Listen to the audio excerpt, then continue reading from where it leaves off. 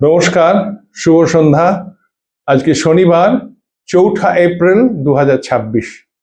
বাকচক্রের নতুন পথ চলা বিবেকানন্দ ঘরে ঘরের আজকে ২৫৬তম 256 সাপ্তাহিক ধারাবাহিক বক্তৃতামালায় আপনাদের সকলকে সাদর অভ্যর্থনা ও আমন্ত্রণ জানিয়ে আজকের অনুষ্ঠান শুরু করছি।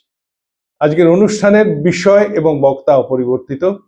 বিষয় স্বামী বিবেকানন্দ এবং বক্তা শ্রী তরুণ গোস্বামী, যার পরিচয় নিষ্প্রয়োজন। সুতরাং আসুন আজকে প্রাককথনের সময় নষ্ট না করে আজকে আমাদের যে পরিচিত রবীন্দ্রসঙ্গীত, যেটাকে আমরা প্রার্থনা সঙ্গীত হিসেবে বেছে নিয়েছি, সেই গানটা গাইবেন আমাদেরই বাকচক্রের প্রবীণতম সদস্য শ্রী রমেশচন্দ্র বন্দ্যোপাধ্যায়।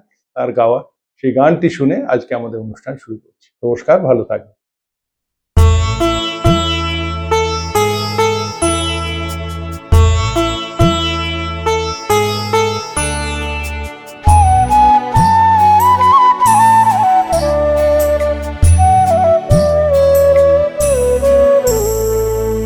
তোমারে করিয়াছি জীবনের রূপতারা, এ সমুদ্রে আরো কবু হব না গো পথহারা। তোমারে করিয়াছি জীবনের রূপতারা।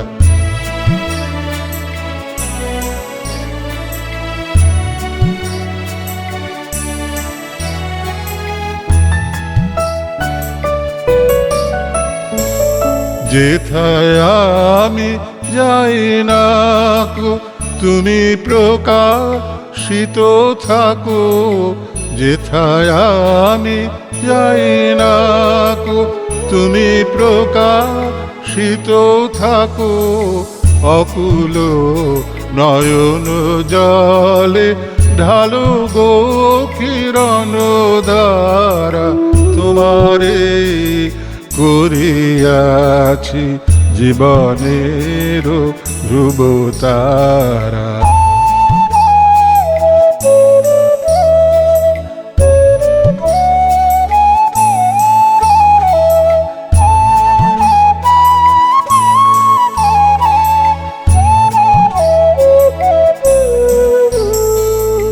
তব মুখ সদা মনে জাগিতেছে সঙ্গপানে, তিলেকো অন্তর হলে নাহিরি কুল কিনারা। তব মুখ সদা মনে জাগিতেছে সঙ্গপানে, তিলেকো অন্তর হলে নাহেরি কুল কিনারা। কখনো বিপথে যদি ভ্রমিতে চায় হৃদি, কখনো বিপথে যদি ভ্রমিতে চায় হৃদি, অমনীয় মুখ হেরি শরমে যে হয় সারা। তোমারে করিয়াছি জীবনের রূপতারা, এ সমুদ্রে আরো কবু হব না গো পথহারা। তোমারে করিয়াছি জীবনের ধ্রুবতারা।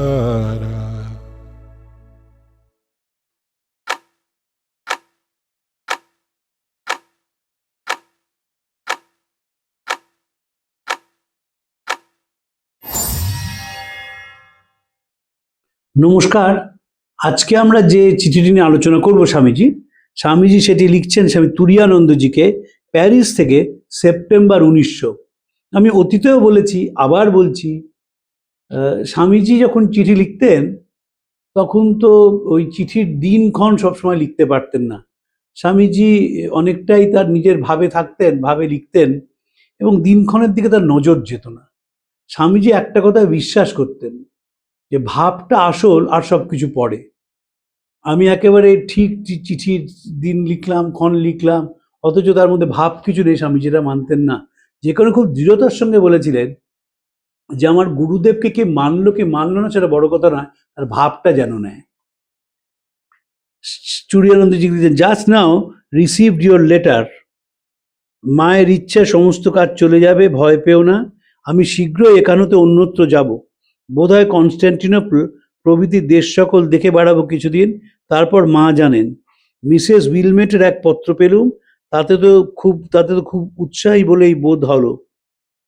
নিশ্চিন্ত হয়ে জ্ঞাট হয়ে বসো, সব ঠিক হয়ে যাবে।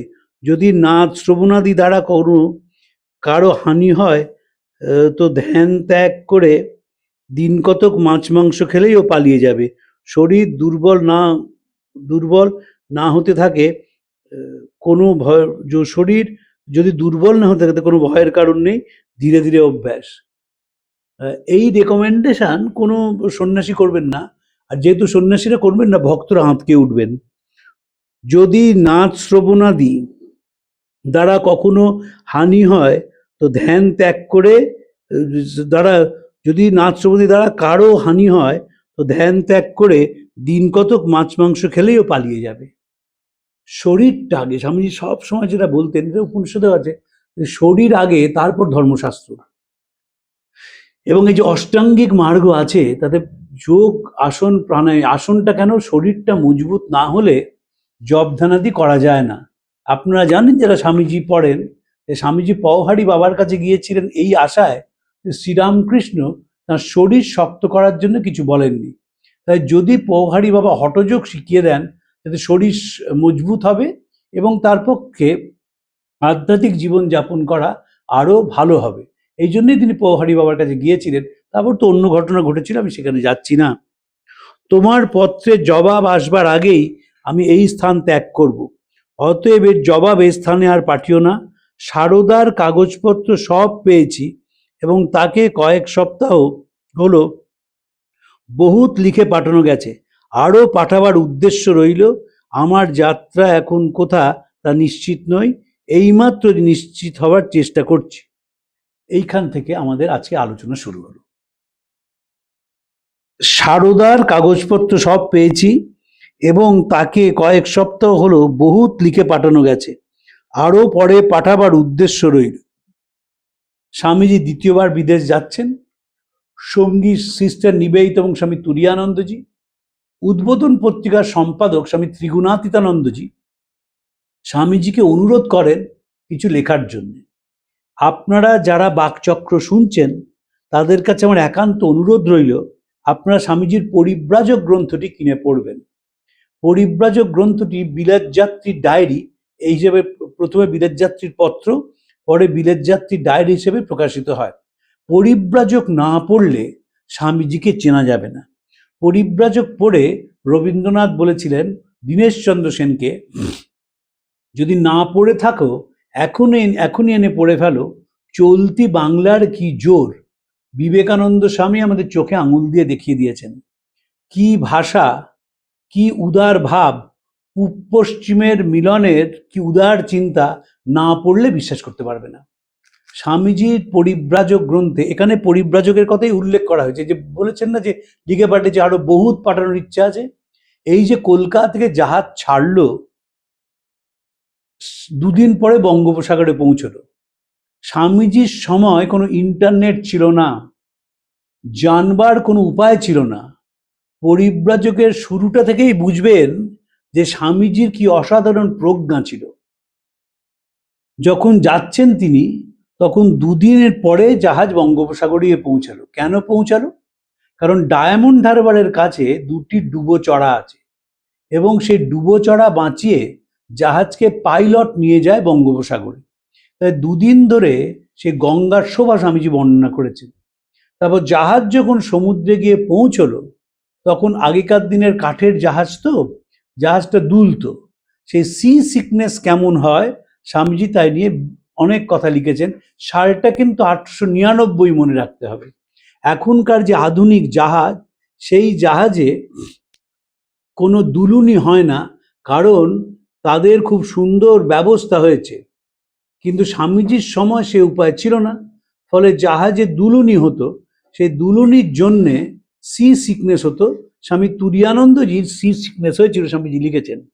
তারপরে আসছে যে কত রকমের জাহাজ আছে, সমুদ্রে যুদ্ধ জাহাজ কেমন হয়, সেখানে কোথায় টর্পেডো লাগানো হয়, তার কি আধুনিকরণ হচ্ছে, স্বামীজি সেটা লিখেছেন। আবার কোন জাহাজে খাবার ব্যবস্থা কেমন, এই যে ফ্রেঞ্চ কোম্পানি মেমোরি টিম, সেই জাহাজে খুব খাওয়া দাওয়ার ভালো ব্যবস্থা, স্বামীজি সেটাও লিখেছেন। ইন্টারনেটের যুগে নয় কিন্তু, স্বামীজি লিখছেন জাহাজে যাওয়ার সময়। মানে লোকটির কত দিকে নজর ছিল, কোনো কিছু নজর এড়ায়নি। আমাকে কিছুদিন আগে একজন চিত্র পরিচালক বললেন যে শ্রীরামকৃষ্ণ শ্রেষ্ঠ চিত্র পরিচালক হতে পারতেন। বললাম কেন বলছেন? আমি জানতাম না তিনি কথামৃতটি এইভাবে পড়েছেন। আপনারা সবাই নাম জানেন বলে তার নামটা আমি বলছি না। তিনি যে আমাদের কলেজের ছাত্র ছিলেন সেটা আমি শুনলাম তার কাছে। তিনি যে কথামৃতটা গুলে খেয়েছেন, পড়েছেন, আমি জানতাম না। আসলে আমরা অনেক সময় ভাবি বাহ্যিক জীবনযাপন দেখে যে তার হয়তো এইসব দিকে টান নেই। বলছেন দেখুন, স্বামী ঠাকুর এক্সিবিশনিজমের কথা বলবে, প্রদর্শনী। কি উদাহরণ দিচ্ছেন? উদাহরণ দিচ্ছেন মাচালির বাউটির কথা। সে সোনার বাউটি কিনেছে, কিন্তু সে দেখাতে পারছে না কাউকে, তাই মাছ বেচার ছলে সে নানা কায়দা করে বাউটি দেখাচ্ছে। তো এই যে ঠাকুরের চোখ, তার মানে প্রমাণিত হয় যে ঠাকুর বাজারে ঘুরে বেড়াতেন। আমরা তো মনে করি দক্ষিণেশ্বরে বসে সবসময় ধ্যানে থাকতেন, তা নয়। এই গুরু শিষ্য সমাজ থেকে খুব কাছ থেকে দেখেছিলেন, খুব কাছ থেকে মিশেছিলেন সমাজের সঙ্গে। আমার বিবেকানন্দ, যার কাছে গভীরভাবে চর্চা করেছিলাম এবং যার জন্যে, যার আশীর্বাদে আমি বক্তৃতা করতে পারি, একদিকে যেমন স্বামী লোকেশানন্দজি, আরেকদিকে প্রণবেশ চক্রবর্তী। প্রণবেশ চক্রবর্তী আমাকে মাইক্রোফোনের ব্যবহার শিখিয়েছিলেন। একদম বাচ্চা একটি ছেলে, কোনোদিন মাইক্রোফোনে বলিনি, কিভাবে বলতে হয় সেটা শিখিয়েছিলেন। আমাকে বলেছিলেন তোকে 10 মিনিট বলতে হবে। 10 মিনিট বলা যে কি কঠিন, সে গলা শুকিয়ে গিয়েছিল, কিন্তু প্রণবেশ তাও সুযোগ দিয়েছিলেন। প্রণবেশ দা আমাকে বলেছিলেন ঠাকুর একেবারে টোটো কোম্পানি করতেন দক্ষিণেশ্বরে, চতুর্দিকে ঘুরে বেড়াতেন।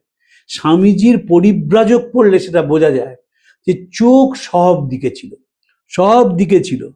এবং যখন জাহাজের বর্ণনা দিচ্ছেন, একদিকে খাবারের বর্ণনা দিচ্ছেন, জাহাজের গঠনের বর্ণনা দিচ্ছেন, বাণিজ্য যাত্রী জাহাজ কেমন হয় সে বর্ণনা দিচ্ছেন, আবার বলতে বলতেই চলে গেছেন এটি গভীর বিষয়, বর্তমান এবং ভবিষ্যৎ ভারত। এবং সেই বর্তমান ভারতের কথা বলতে গিয়ে যারা স্বামীজি, যারা এই ব্রিটিশদের একেবারে অনুকরণ করে দেশটাকে সাড়ে সর্বনাশ করেছে, তাদের বলছেন তোমাদের সঙ্গে কথা বললে মনে হয় ঠান দিদির মুখে গল্প শুনছি। নতুন ভারত বেরুক চাষার কুটির থেকে, বুনাওয়ালার উনুনের পাশ থেকে, মুদির দোকান থেকে, জোর জঙ্গল থেকে, পরিব্রাজকের কথা। সেই পরিব্রাজকের লেখার কথাই স্বামীজি এখানে তুরীয়ানন্দজিকে উল্লেখ করছেন যে সারদার কাগজ সব পেয়েছি, অনেক পাঠিয়েছি লিখে, আরও পাঠানোর ইচ্ছে আছে। আমাকে মাঝে মাঝে এই মানুষ জিজ্ঞেস করেন যারা স্বামীজির প্রতি উৎসাহ আছে কিন্তু অতটা স্বামীজি পড়েন না, যে স্বামীজি পাঠালেন কখন? তখন তো টেলেক্স নেই, অথচ পাঠালেন কখন? পাঠালেন হচ্ছে যে প্যারিস থেকে সব পাঠিয়েছেন, যেখানে থিতু হয়েছেন সেখান থেকে টেলিগ্রামের মাধ্যমে লেখাগুলো পাঠিয়েছেন। এবং মনে রাখতে হবে, টেলিগ্রামের মাধ্যমে লেখা মানে বাংলা লেখাগুলো ইংরেজি হরফে লিখতে হয়েছিল, অত সোজা জিনিস নয়। এই নয় যে আপনি একেবারে ওখানে পাঠিয়ে দিলেন, ডাকযোগের চলে এলো বেলুর উদ্বোধনে, ছিল না। টেলিগ্রাম করতে হতো এবং টেলিগ্রামে ইংরেজি শব্দ বাংলায় লিখতে হতো। টেলিগ্রাম নিয়ে চমৎকার চমৎকার বই আছে, যে ইংরেজিতে লেখার জন্যে কত গুরুত্বপূর্ণ খবর যেখানে না হওয়ার দরকার নেই, না হয়ে যাওয়াতে কি বিপদ হয়েছে। তো স্বামীজি সেটা বলেছেন।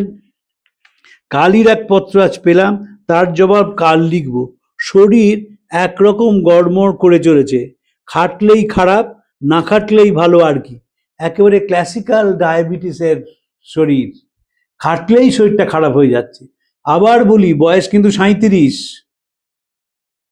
এবার আস্তে আস্তে পৃথিবী ছাড়ার পালা। আমরা বাকচক্র শুরু করেছিলাম প্রমোদ দাস মিত্রের চিঠি দিয়ে, অনেক বছর হয়ে গেল। প্রমোদ দাস মিত্রকে স্বামীজি প্রথম চিঠি লেখেন, সেটাই স্বামীজির পত্রাবলীর প্রথম চিঠি, এবং সেই করতে 1900 সালে চলে এসেছি। এবং কয়েক দিনের মধ্যে, কয়েক মাসের মধ্যে আমরা পৌঁছে যাব বেলুর মঠ থেকে অলিসার আবুলকে স্বামীজি চিঠি লিখছেন। তো এখন প্যারিসে চলে এসছেন এবং লিখছেন, মা জানেন নিবাইতে ইংল্যান্ডে গেছে মিসেস বুল, আর তাতে টাকা জোগাড় করেছে। কিশনগড়ের বালিকাগুলিকে নিয়েই সেখানে স্কুল করবে তার ইচ্ছে। যা পারে করুক, আমি কোনো বিষয়ের কিছু বলি না, এইমাত্র আমার ভালোবাসা জানবে, কিন্তু কার্য সম্বন্ধে কোনো বিষয় আমার কোনো উপদেশ নাই। যখন স্বামীজি মহারাজ, যারা আমার বন্ধু আছেন, তাদের সঙ্গে যখন আলোচনা হয়, আলোচনার বিরাট অংশ জুড়ে থাকে স্বামীজির যন্ত্রণা। শঙ্করী বাবু এবং কিছুদিন সদ্য প্রয়াত মণিশঙ্কর মুখার্জি স্বামীজির যন্ত্রণার কথা বলতেন। এত যন্ত্রণা পেয়েছেন জীবনে, অকল্পনীয়। ওই ছবিটা আমরা দেখি তো, যে ধ্যান মূর্তি বসে রয়েছেন, এবং সেই ছবিটা আমরা দেখি স্বামীজির অসাধারণ মূর্তি, যেটা গেরুয়া পোশাক পরা, মাথায় পাগড়ি, বুকের ওপর হাত জোড়া করে দাঁড়িয়ে আছেন, বা শিকাগোয় পাশে একটা রোল অফ পেপারস নিয়ে দাঁড়িয়ে আছেন, সেই দেখে আমরা মোহিত হয়ে যাই। স্বামীজির শরীর ভাঙাটা আমরা দেখি না। স্বামীজির ভাঙা শরীরের ছবিও আছে। একটি বই আছে, pictorial biography of Vivekananda in pictures, সেখানে স্বামীজির ভাঙা শরীরের ছবি আছে।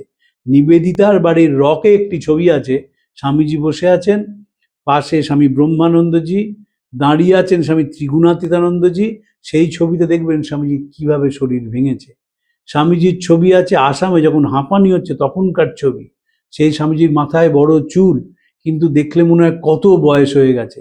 কেন? এই শরীরটাকে উপেক্ষা করে শুধুমাত্র এমন একটা দর্শন তৈরি করা, যে দর্শন ৩,৫০০ বছর মানুষকে প্রেরণা দেবে। সেটি শুধু বেলুড় মঠ নয়, একজন বিখ্যাত ইংরেজ ঐতিহাসিক গালভিন বেকারলেজ, তার একটি বই আছে, সেই বইয়ের একটি অংশ নিয়ে আমি কথা বলছি। আপনারা আমার বলা শুনেই বুঝে গেছেন তথাকথিত ভক্তদের প্রতি আমার একটু উষ্মা আছে। তার উদাহরণ দিই। আমি একটি বক্তৃতায় বলেছিলাম যে বেকারলেজ লিখছেন, যদি রামকৃষ্ণ মিশন মনে করেন যে কতগুলো হাসপাতাল বানাবেন, কতগুলো অনাথ আশ্রম বানাবেন, কতগুলো ব্রিজ বানাবেন, তাহলে এর রামকৃষ্ণ মিশনের আয়ু বড় জোর 100 থেকে 150 বছর, লিখেছেন বেকারলেজ। এইটি শুনে, আর বাকিটা শোনেন, বাকিটাও বলেছেন, এইটি শুনে কয়েকজন ভক্ত স্বামী প্রভানন্দজিকে বলেন, আসলে ভক্তদের একটা, বাঙালি ভক্ত তো, বাঙালি ভক্তদের সবসময় কুটুস কুটুস করে চিমটি কাটার একটা অভ্যেস থাকে। তারা সাধুদেরও নিন্দে করে, গৃহীদেরও নিন্দে করে। তা মহারাজ যখন তুমি বলেছো, না মহারাজ কে আপনাকে বলেছো, কোন ভক্ত আপনাকে বলছে, আমি তো বুঝতে পেরে গেছি।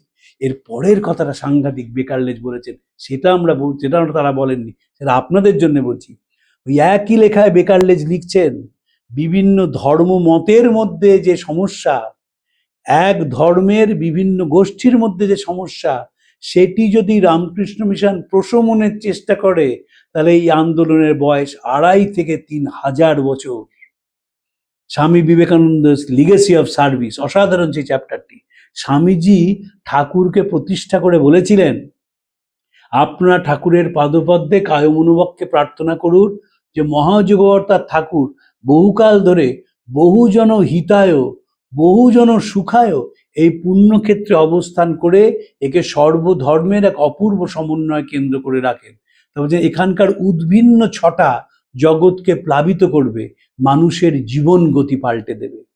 রামকৃষ্ণ ভাব আন্দোলনের একটা দিক হচ্ছে সেবা, আরেকটা দিক হচ্ছে মানুষের মনোরাজ্যের পরিবর্তন।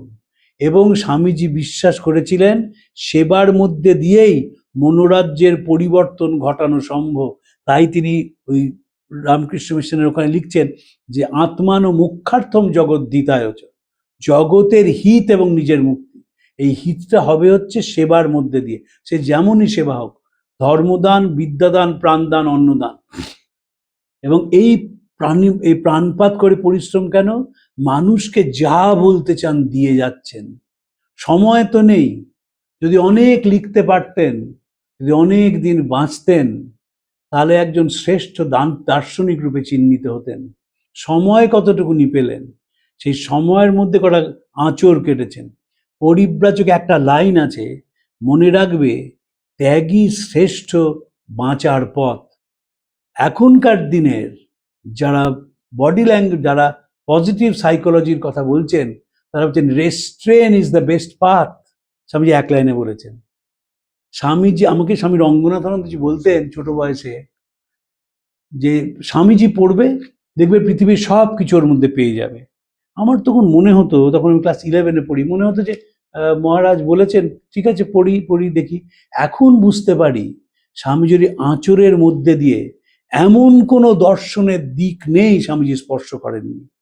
একটি চিঠি আমার আছে, খুব পড়ার ইচ্ছে ছিল, সেটা ফ্রান্সিস মিসেস লেগেটকে লেখা, কিন্তু বাংলাটা অনুবাদটা ভালো হয়নি।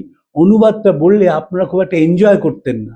অসাধারণ চিঠি, কিন্তু যদি ইংরেজিতে পড়তে পারতাম তাহলে অনেক ভালো হতো। কিন্তু আমার আক্ষেপ থেকে যায় যে বাকচক্রের বহু জায়গায় ইংরেজির যে অরিজিনাল চিঠিগুলো আমরা পড়তে পারি না, আমরা বাংলা যে অনুবাদটা করি, অনুবাদ সবসময় পত্রাবলীর ভালো হয়নি।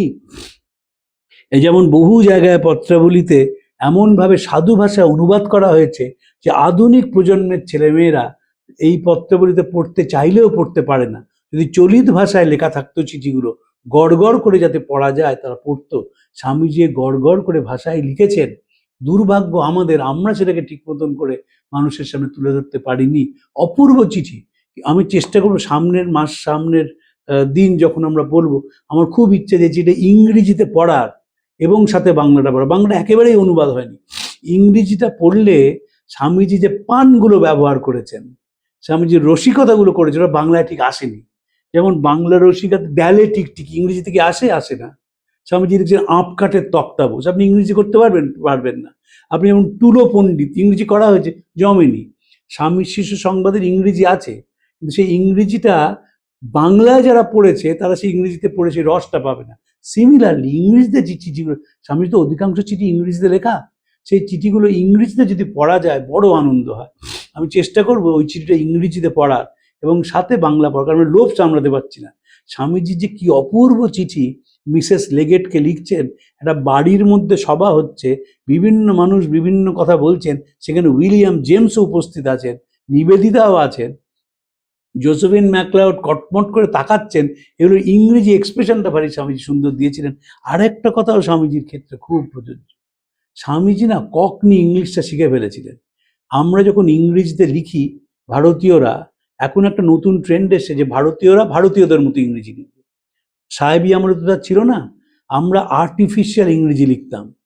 স্বামীজি একদম সাহেবদের সহজতম ইংরেজিটা রপ্ত করে ফেলেছিলেন। সেটা স্বামীজির মেধাতেই সম্ভব হয়েছিল। যদি স্বামীজি শিকাগো বক্তৃতা শোনেন, ওই বক্তৃতা তো স্বামীজি 30 বছর বয়সে দেওয়া এবং এক্সটেম্পোর বক্তৃতা, সেখানে প্রত্যেকটা কথা স্বামীজি কত জলের মতো বুঝিয়েছেন। এবং এইখানে আমরা চিঠিতে আমরা দেখছি যে স্বামীজি আস্তে আস্তে ওই কাজ থেকে উইথড্র করে নিচ্ছেন নিজেকে। কেন করে নিচ্ছেন? কারণ স্বামীজি বুঝতে পেরেছিলেন আমি আর পৃথিবীতে বেশি দিন নেই। যারা বড় ডাক্তারবাবু হয়, আমরা বলেছিলেন, যারা খুব ডায়াবেটিসে ভোগে তারা ইন্ডিকেশন পায় যে আলোটা নিভে আসছে। আর স্বামী তো আনট্রিটেড ডায়াবেটিস। একজন বিখ্যাত ডাক্তারবাবু আছেন, ডক্টর শৈবাল গুপ্ত, তিনি খুব বড় কার্ডিওথোরাসিক সার্জন ছিলেন। ডক্টর গুপ্ত অসম্ভব পড়াশোনা করা মানুষ। কিছুদিন আগে অবধি তার সঙ্গে নিয়মিত গল্পগুজব হতো। এখন তার অনেক বয়স হয়েছে, তিনি স্বামীজিটা গুলে খেয়েছেন। স্বামীজি সম্বন্ধে বলতেন, দেখো আনট্রিটেড ডায়াবেটিস তো, স্বামীজি বুঝতে পেরেছিলেন end is not very far, এবং আমাকে বুঝিয়েছে, সেটা আলোচনার বিষয় নয়, যে কী করে ইন্ডিকেশনগুলো আসে। স্বামীজি সেই ইন্ডিকেশনগুলো পেয়েছিলেন এবং বিলেতে দ্বিতীয়বার যাওয়াতেই পেয়ে গিয়েছিলেন যে end is not very far. তাই সব কিছুতে গুটিয়ে নিচ্ছেন, বলছেন আছি, কিন্তু কোনো রকমের কোনো কার্য সম্বন্ধে কোনো বিষয় আমার কোনো উপদেশ নেই। আমার নিজের ধারণা, স্বামীজি আমেরিকায় গিয়েছিলেন, স্বামীজিকে ওখানকার ডাক্তার দেখানো হয়েছিল, সেই ডাক্তাররা বলেছিলেন আপনি স্ট্রেস নেবেন না। যদিও আনট্রিটেড, ডায়াবেটিসের কন্ডিশনটা তো বোঝা গিয়েছিল। ইনসুলিন যে সাফিসিয়েন্ট কোয়ান্টিটিতে রিলিজ হচ্ছে না, সেটা তো সবাই আবিষ্কার করে ফেলেছিলেন, কিন্তু ওষুধটা বের করতে পারেন, কী করে ওটাকে কন্ট্রোল করা যায়, মডিফাই করা যায়, ইনক্রিজ করা, সেটা বুঝতে পারেননি। তাই জন্য স্বামীজি স্ট্রেস নিতে চাইছিলেন না। 1900 সালের প্যারিসে আসার পর থেকে বেশ কিছু চিঠি পড়বেন যেখানে স্বামীজি বলছেন যে আমি আর কোনো দায়িত্ব নেব না। আমরা সেই চিঠি পড়েছি আগে। সেই চিঠি দেখে অনেকে আমাকে বলেন, আচ্ছা স্বামীজি কি তারা ফ্রাস্ট্রেশনে ভুগতেন? ফ্রাস্ট্রেশন নয়, তিনি নিজেই বলছেন এক জায়গায় যে বড় গাছ থাকলে ছোট গাছ বড় হতে পারে না। স্বামীজি সবাইকে চেয়েছিলেন, গুরু ভাইদের, যদি ধরুন স্বামী যদি 1940 সালে যেতেন, দেহত্যাগ করতেন, আর কেউ বাড়তে পারতেন? কারণ শেষ অবধি তো স্বামীজি আছেন। এই বিষয়ে একটি কথা বলে শেষ করব। স্বামীজির শরীর চলে গেছে, স্বামীজির শরীর বেলুড় মঠে তার ঘরে শোয়ানো রয়েছে, একটি মাত্র বই আছে, সেখানে যুবকেরা রয়েছেন। স্বামী শারদানন্দজি এলেন, এসে কি কথা বললেন, যে বাবা আমাদের মাথা থেকে ছাতা চলে গেছে, তোমরা ধরাধরি করে এই শরীরটাকে নিয়ে যাও। বুঝুন, তার যারা গুরু ভাই ছিলেন, স্বামী শারদানন্দজি, স্বামী ব্রহ্মানন্দ উপস্থিত, তারা সেই শরীরটাকে নামাতে পারছেন না, এমন মানসিক অবস্থা, ছাতা চলে গেছে, শ্যাটার্ড। তাই বলছেন যে তোমরা এইটাকে নিয়ে গিয়ে একটু ধরাধরি করে দাহের ব্যবস্থা করো। অসাধারণ বই রয়েছে স্বামীজির, একটি মাত্র বই আছে যেখানে স্বামীজির প্রয়াণের বর্ণনা আছে, আর কোনো বই নেই। সে প্রয়াণের কথা আমি বলছি না, কিন্তু অবস্থা কি হয়েছিল, যদি স্বামীজি বেঁচে থাকতেন অনেক দিন, সকলেই স্বামীজির মুখের দিকে তাকিয়ে থাকতেন যে স্বামীজি কি বলছেন, স্বামীজি কি ভাবছেন। এমন তার প্রখর ব্যক্তিত্ব ছিল। যদিও স্বামীজি কথা বলতেন সকলের সঙ্গে, কিন্তু মানুষটা তো স্বামীজি, ব্যক্তিত্ব সাংঘাতিক ছিল। আমি তো বলেছি আপনাদের, আমার দাদামশাই স্বামীজিকে দেখেছিলেন, তিনি বারবার বলেছেন স্বামীজির চেহারা কেমন ছিল, তিনি কি গলায় তার কথা বলতেন, ওই রকম একটা তার ব্যারিটোন ভয়েস এবং টোটাল পার্সোনালিটি, গুটিয়ে নিচ্ছেন নিজেকে। এবং সেটাও একটা ম্যানেজমেন্টের, স্বামী জিতাত্মানন্দজি এবং স্বামী সোমেশ্বরানন্দজি স্বামীজির ম্যানেজমেন্ট নিয়ে অনেক কথা লিখেছেন। তারা দুজনেই বলেছেন ম্যানেজমেন্টের সবচেয়ে বড় শিক্ষা হচ্ছে কখন আমি নিজেকে গুটিয়ে নেব। স্বামী সেই কখন গুটিয়ে নেওয়ার কথা বলেছিলেন। প্রফেট অ্যান্ড পাথ ফাইন্ডার বলে একটি বই আছে স্বামী জিতাত্মানন্দজি লেখা, এবং সোমেশ্বরানন্দজির অসংখ্য বই আছে। সেইখানে তিনি বিবেকানন্দকে নানাভাবে দেখেছেন, নানাভাবে বুঝেছেন, আমাদের বুঝিয়েছেন, এবং বিবেকানন্দ সেভাবে গুটিয়ে নিচ্ছেন নিজেকে, আর থাকবেন না, খেলা মোড় হইয়াছে শেষ। 1900 সালেই লিখেছিলেন জোসেফিন ম্যাকলাউডকে চিঠিতে, যাই প্রভু যাই। তার আরেকটা রিফ্লেকশন আমরা পাচ্ছি, কোনো কাজের মধ্যে আমি আর থাকবো না। এটা কোনো ফ্রাস্ট্রেশন নয়, এটা সেনাপতির সরে যাওয়া যুদ্ধক্ষেত্র থেকে, যাতে পরের ব্যাচ এসে তার পতাকাটা ধরে নিতে পারে। আজকে এই অবধি রইল, পরের দিন আরেকটি বিষয় নিয়ে আলোচনা করব। প্রাণারাম প্রাণারাম প্রাণারাম প্রাণারাম প্রাণারাম প্রাণারাম, কি যেন লুকানো নামে তাই মিষ্ট এত তব নাম প্রাণারাম প্রাণারাম।